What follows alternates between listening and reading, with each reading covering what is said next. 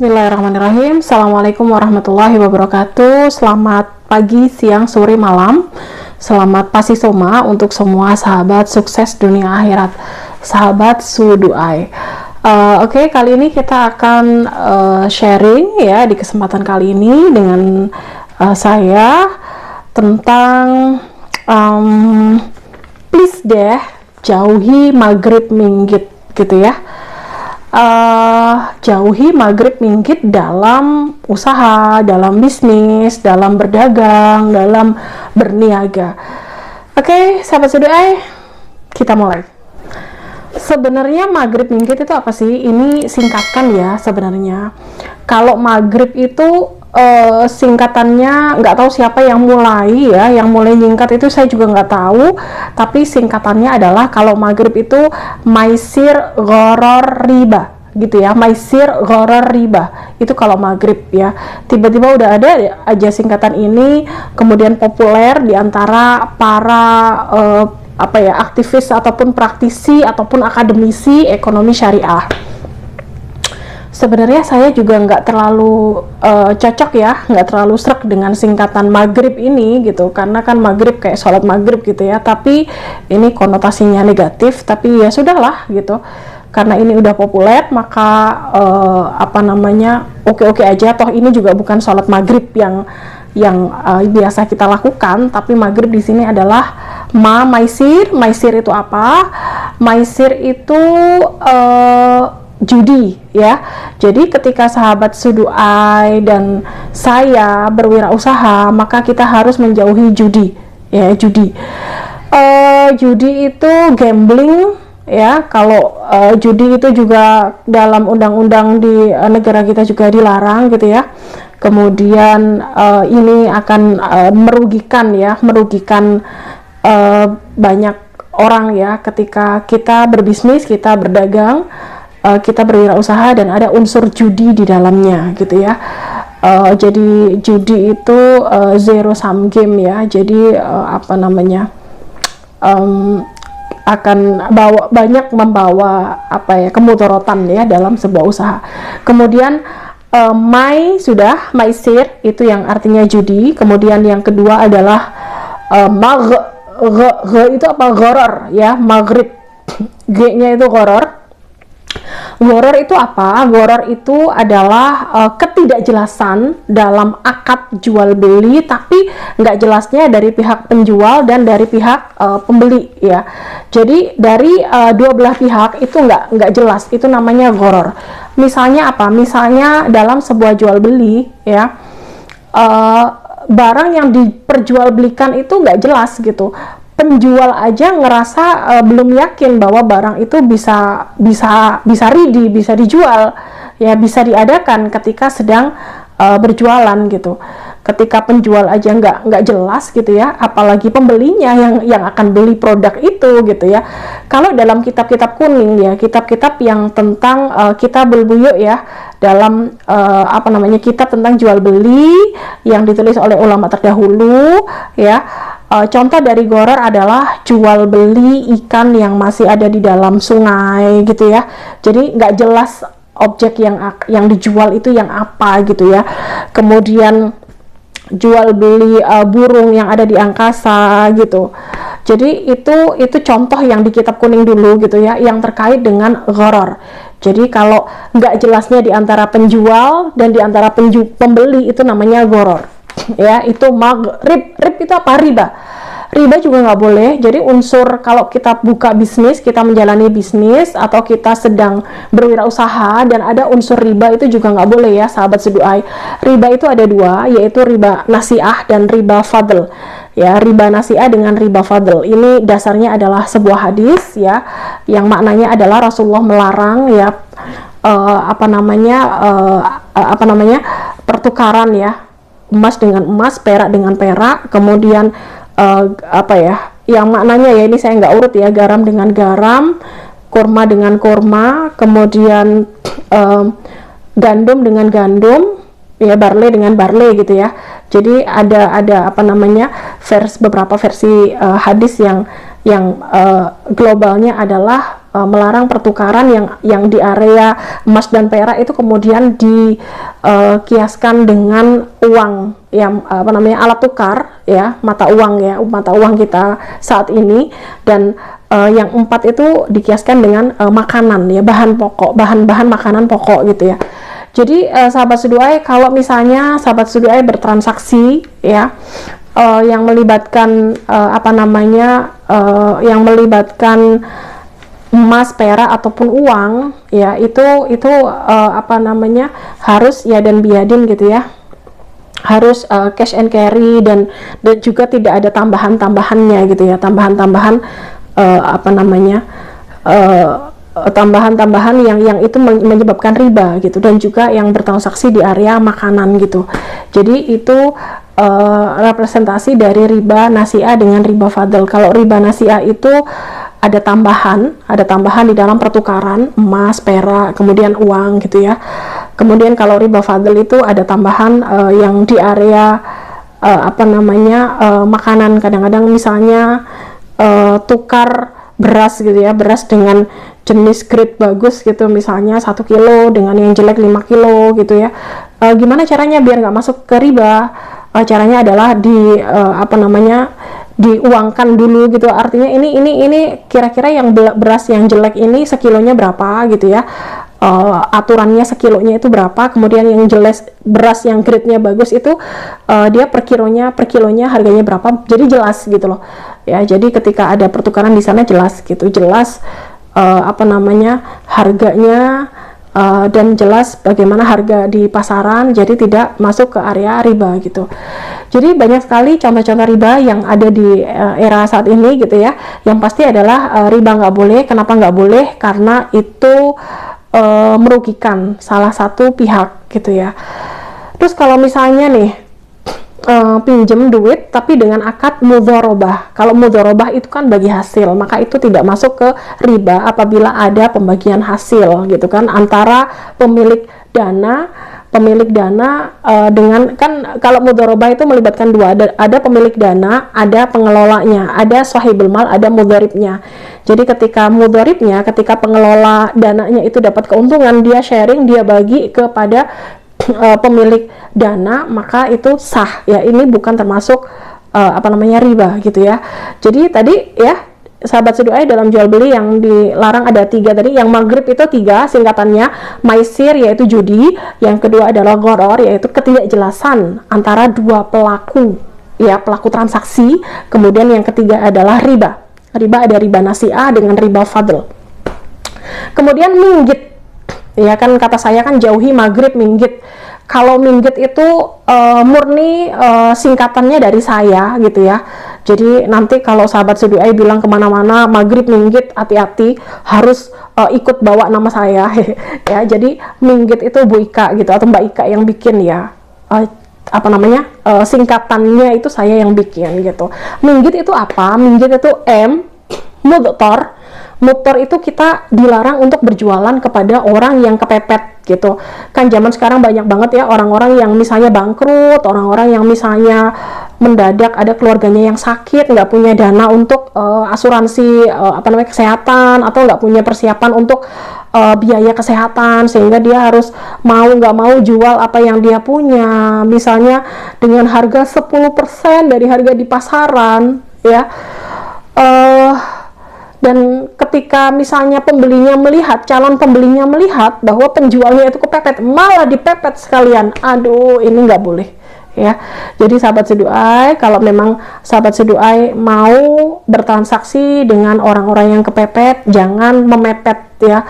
Kalau memang ada teman-teman kita yang butuh duit, dia jual barangnya karena memang kepepet, maka ini harus dibantu malah ya. Kalau bisa ya kita beli dengan harga yang wajar, harga yang ada di pasaran ya, sehingga kebutuhan yang memang dia butuhkan, dia butuhnya duit ya, itu bisa tercukupi dengan baik tanpa harus berhutang lagi untuk menutupi kekurangannya. Itu M yang pertama. I itu apa? I itu ikroh itu paksaan. Jadi janganlah kita juga sahabat Seduai menjual dengan memaksa ya. kadang-kadang di antara kita ada yang punya keahlian ya, maksa secara persuasif itu gimana ya Mbak Ika ya, misalnya maksa tapi ngerayu gitu ya, yang pasti maksa dalam bentuk apapun ya nggak boleh gitu loh ya. Karena sahabat seduai, kalau kita misalnya masuk mempelajari rukun akad, rukun dalam jual beli, rukun dalam akad jual beli, itu rukun akad itu kan ada yang pertama al-aqidain, dua pelaku akad, yang kedua ada silghatul akad, ada ijab dan qabul. Ijab qabul itu ya yang termasuk di dalamnya itu mencakup 3 hal. Ijab qabul itu misalnya ada serah terima, ada kerelaan antara pihak penjual dengan pihak pembeli ketika menjalani proses pembelian, ketika menjalani proses jual beli tersebut ya. Di dalam ijab qabul itu harus ada 3 hal. Yang pertama adalah ada jazmul iradataini, harus ada iradah atau kemauan yang kuat di antara penjual dan pembeli, nggak boleh paksaan. Yang kedua adalah tawafuk, kesepakatan. Yang ketiga adalah adamul ikrah, larangan adanya pemaksaan dalam jual beli. Itu yang ada masuk di dalam ijab qabul, dalam silghatul akad ya. Kemudian rukun akad yang selanjutnya adalah maqdul alaih. Maqdul alaih itu apa? Barang yang diperjualbelikan. Jadi sahabat seduai, kalau memang mau jualan ya jangan maksa gitu ya. Kalau mau maksa ya nanti apa ya, kalau itu akan berseberangan dengan surat An-Nisa ayat 29 yang mana jual beli harus dilakukan dengan cara suka sama suka, antara minkum ya. Itu MI ya, kan saya bilangnya minggit ya, MI. Kemudian N-nya apa ya? N-nya itu larangan untuk jual beli najis. Ini sesuai dengan hadisnya Rasul ya, naha Rasulullah an bai'in najis ya. Jual beli najis itu apa sih? Jual beli najis itu rekayasa demand, jadi rekayasa permintaan. Misalnya kalau zaman sekarang nih sahabat seduai, ada produk yang baru dijual, kemudian dari pihak penjual itu membuat rekayasa pembelian untuk menaikkan pamor dari produk yang dijual ya, sehingga orang-orang lain ngelihat, oh ini produk bagus nih gitu, kita harus ikut beli nih gitu. Jadi agar menggiring konsumen baru untuk membeli produk yang barusan dipasarkan dengan cara membuat permintaan ataupun pembelian palsu yang dilakukan oleh pihak penjual. Ini masuk di bai'in najis. Rasul melarang jual beli seperti ini. Kalau zaman sekarang itu jual beli najis ada di mana ya? Biasanya itu sahabat seduai pernah dengar nggak saham gorengan? Jadi kalau misalnya ada jual beli saham ya, kemudian ada saham perusahaan yang kenaikan nilainya itu di luar kebiasaan karena adanya pergerakan yang direkayasa. Itu maksudnya saham gorengan, dan ini masuk di jual beli najis yang dilarang gitu ya. Karena dibilangnya saham gorengan, maka gorengan kalau kebanyakan nanti bisa jadi kolesterol dan ini akan mendatangkan penyakit ya. Maka ini konotasinya kan nggak baik gitu kan gitu. Oke, itu ya, itu MIN ya. Kemudian G-nya ada 2. G-nya 2 itu apa? Yang pertama adalah ghaban, yang kedua adalah ghish. Ghaban itu apa? Sahabat seduai, kalau sudah menyimak video saya yang sebelumnya yang tentang tips penetapan harga, di sana saya udah jelaskan tentang ghaban. Ghaban itu artinya pembodohan yang buruk. Jadi jual beli tapi ngemplang itu bahasa Jawa ya.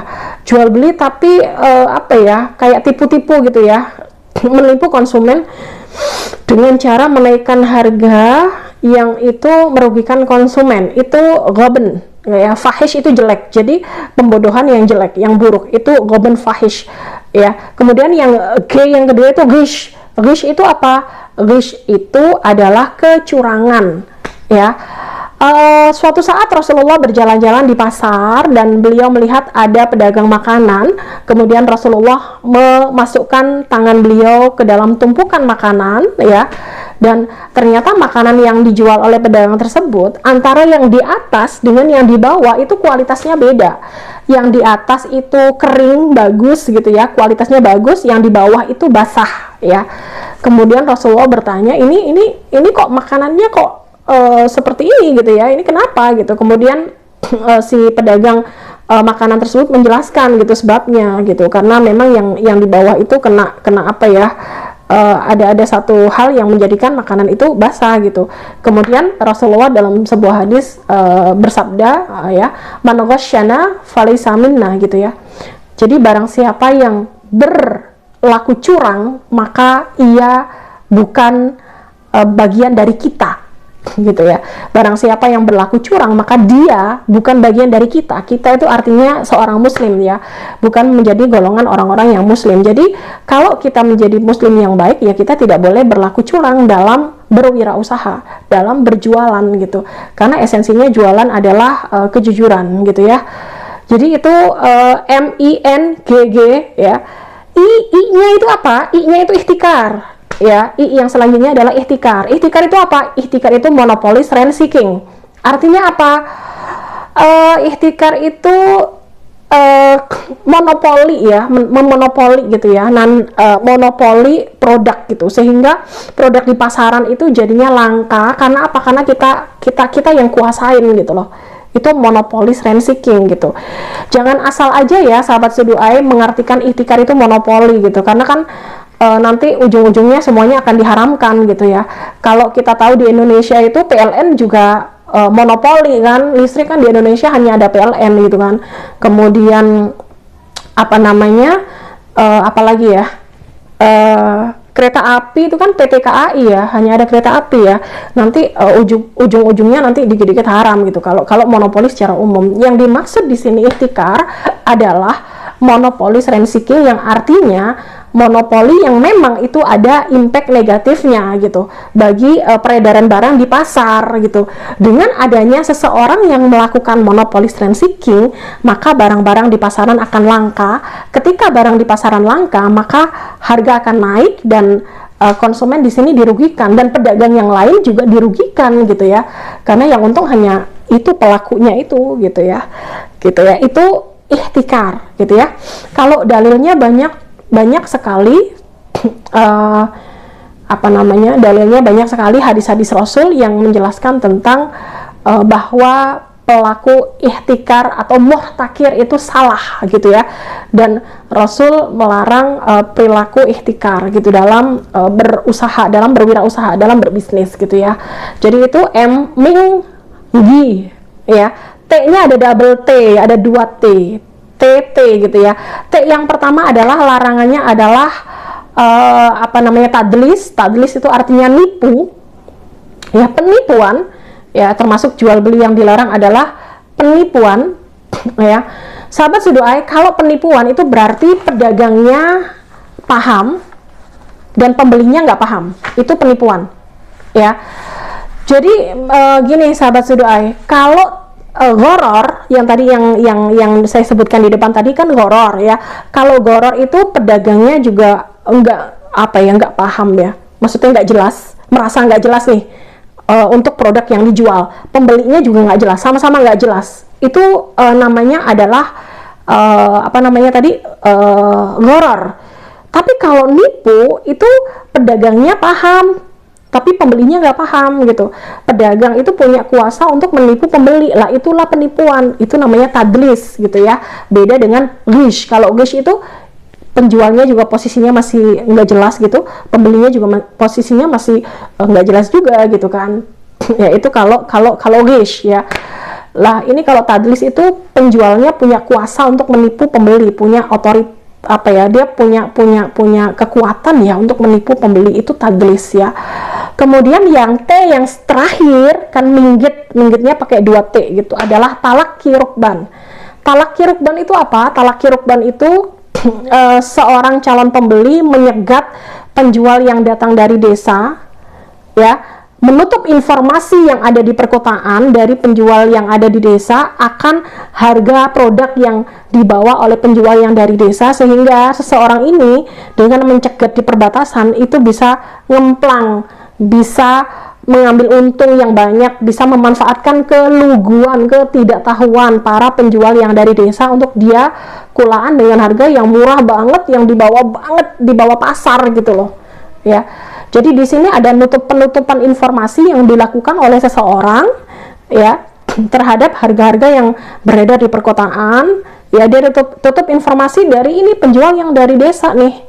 Penjual yang dari desa itu kan lugu gitu ya, dia kan nggak tahu apa-apa, makanya ketidaktahuannya ini dimanfaatkan oleh sebagian orang untuk mengambil manfaat dengan cara membeli dengan harga yang sangat murah sekali, yang sangat tidak manusiawi ya, sehingga ya yang diuntungkan yang ini pembelinya karena menutup informasi yang ada itu gitu. Ini adalah talaki rukban dan ini nggak boleh ya, ada di hadis Rasul juga dijelaskan seperti itu. Oke sahabat Siduai, jadi maghrib minggit. Maghrib itu maisir, goror, riba. Minggit itu mudtor, maksa ya, jualan beli orang yang kepepet gitu ya, mudtor. Kemudian ikroh, maksa. Kemudian najesh, rekayasa permintaan, rekayasa penjualan ya, rekayasa demand. Kemudian G itu galben, pembodohan. Kemudian ghish itu kecurangan. Kemudian I itu ihtikar ya, monopolis rent seeking. Jadi kayak membuat barang-barang yang ada di pasaran itu dia menguasai barang yang ada di pasaran sehingga akses masyarakat sulit, sehingga harga-harga naik ya, dan ini merugikan masyarakat dan penjual yang lain ya. Kemudian ihtikar udah, kemudian T itu tadlis, menipu, dan T yang satunya adalah talaki rukban, yaitu menutup informasi akses ya penjual yang dari desa untuk memahami informasi yang ada di kota sehingga diambil keuntungannya oleh para tengkulak ya, para penjual-penjual yang bisa memanfaatkan ketidaktahuan informasi dari penjual yang di desa ya. Oke, seperti itu. Jadi jauhi maghrib minggit dalam wirausaha. Kenapa sih kok dilarang? Bukan berarti Islam itu ribet gitu ya, bukan berarti syariah itu banyak banget larangan-larangan, tidak gitu. Yang dilarang kan cuma itu aja kan.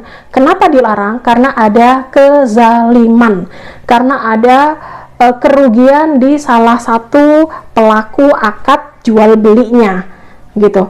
Jadi ketika Allah dan Rasulullah itu melarang sesuatu, itu untuk menjaga kemaslahatan manusia itu sendiri, termasuk dalam berwirausaha dan juga berbisnis ya. Oke, demikian sahabat Siduai, semoga bermanfaat. Jangan lupa syuba, senyum, syukur, bahagia, karena kebahagiaan itu kita yang menghadirkan dalam kehidupan kita. Terima kasih. Wassalamualaikum warahmatullahi wabarakatuh.